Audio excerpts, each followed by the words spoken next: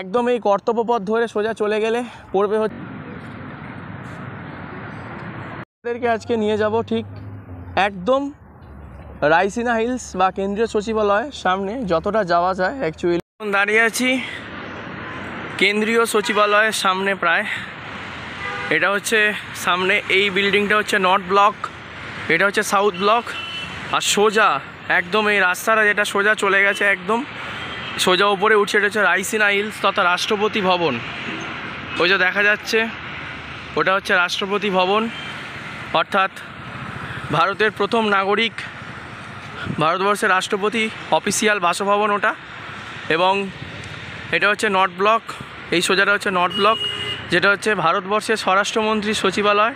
এটা হচ্ছে south block, যেটা হচ্ছে ভারতবর্ষের প্রধানমন্ত্রীর সচিবালয়। আর এই দিকটা রয়েছে এই নর্থ ব্লকের ঠিক এই সাইডটা রয়েছে আমাদের পুরনো পার্লামেন্ট ভবন, এবং নতুন যে পার্লামেন্ট ভবন হয়েছে দুটোই রয়েছে ঠিক এইখানটা করে দেখাতে পাচ্ছি এই জায়গাটা। আর আমরা যে মানে রিপাবলিক ডে প্রত্যেক 26শে জানুয়ারি প্রত্যেক বছর যে আমরা প্রজাতন্ত্র দিবস দেখি, সেই প্রজাতন্ত্র দিবসের যে প্যারেডগুলো হয় সেটা কিন্তু এই রাস্তাতে হয়। এই যে রাস্তাটা দেখা যাচ্ছে ওটা দিয়ে দেখা যায় ওই রাইসিনা হিলস তথা রাষ্ট্রপতি ভবনের দিক থেকে রাষ্ট্রপতি, মহামহিম রাষ্ট্রপতি তার কনভয় নেমে আসে। ওই দিনে একটা দেখার মতো জিনিস থাকে, একাধিক সাঁজোয়া গাড়ি, হ্যাঁ, ভারতবর্ষের সেনাবাহিনীর শক্তি প্রদর্শন সব কিছু এই রাস্তার মাধ্যমে, এই রাস্তা দিয়ে যেটা দেখানো হয়, যে রাস্তাটাকে দেখানো হয় অ্যাকচুয়ালি সেই রাস্তাটা হচ্ছে এই রাস্তাটা সোজা, এটাকে বলে হচ্ছে কর্তব্য পথ। এটার আগে নাম ছিল হচ্ছে রাজপথ, কিন্তু এটাকে এখন কর্তব্য পথ নাম দেওয়া হয়েছে। দেখা যাচ্ছে কর্তব্য পথ, এই সোজা চলে গেছে কর্তব্য পথ একদম। আর ওই যে দূরে আমরা অলরেডি দেখলাম ইন্ডিয়া গেটকে, দেখা যাচ্ছে একদম দূরে ইন্ডিয়া গেট।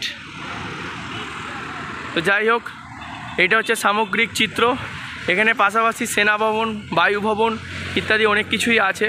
তো মেইন যে অ্যাট্রাকটিভ জায়গাটা যেগুলো আমরা নিউজে বা সব কিছু দেখি, তো এই হচ্ছে সেই পার্টিকুলার প্লেসগুলো। একদম ভারত সরকার তথা ভারতবর্ষকে পরিচালনা করা হয় ঠিক এখানে বসেই, ঠিক আছে। তো ভারতের প্রধানমন্ত্রী লোকসভায় লোকসভা ভোটে যে সমস্ত এমপিরা জেতে তারা কিন্তু এখানেই আসে, এবং এখান থেকেই কিন্তু আমাদের দেশকে পরিচালনা করা হয়। আমাদের দেশকে এগিয়ে নিয়ে যাওয়ার যা কিছু সাংবিধানিকভাবে যা কিছু রয়েছে একটা সরকার চালার জন্য, একটা সরকার চালনা করার জন্য সব কিছু কিন্তু এখান থেকেই হয়।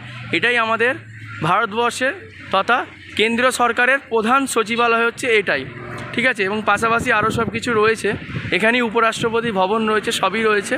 যাই হোক, এই জায়গাগুলো খুব ইম্পর্টেন্ট অ্যাকচুয়ালি, তো দেখাতে পারলাম।